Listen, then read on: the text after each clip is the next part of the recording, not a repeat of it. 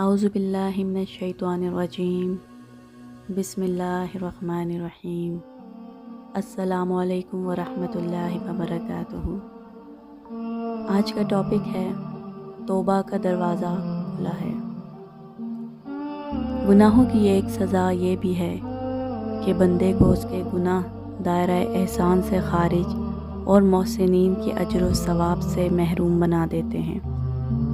بندے کے قلب میں جب احسان جاگزیں ہو جائے تو وہ اسے معاصی سے روکتا ہے۔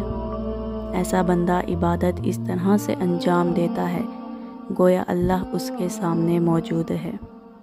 یہ حالت تب ہی ممکن ہے جب بندے کے قلب میں ذکر الہی ہو، اس کی محبت ہو اور اللہ سے خوف کا اس پر غلبہ ہو، تاکہ وہ خیال کرے کہ اللہ اسے دیکھ رہا ہے۔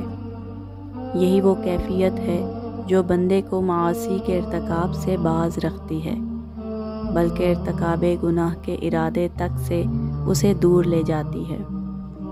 کوئی بندہ جب دائرہ احسان سے خارج ہو جائے تو اپنے رفقائے خصوصی اور اللہ کے کامل ترین بندوں کی رفاقت اور تائید سے محروم ہو جاتا ہے۔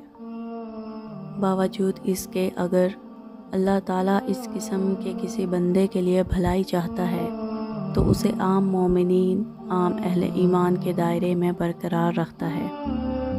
تاہم بندہ گناہوں سے اعتراض نہیں کرتا تو اللہ تعالیٰ بالآخر اسے عام اہل ایمان کے دائرے سے بھی خارج کر دیتا ہے۔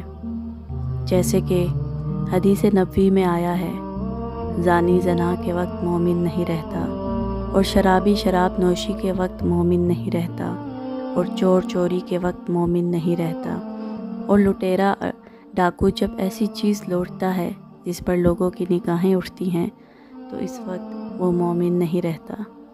بس اے اللہ کے بندوں، اپنے آپ کو گناہوں سے بچاؤ، توبہ کرو کہ توبہ کا دروازہ اب بھی کھلا ہوا ہے۔ جزاک اللہ خیر۔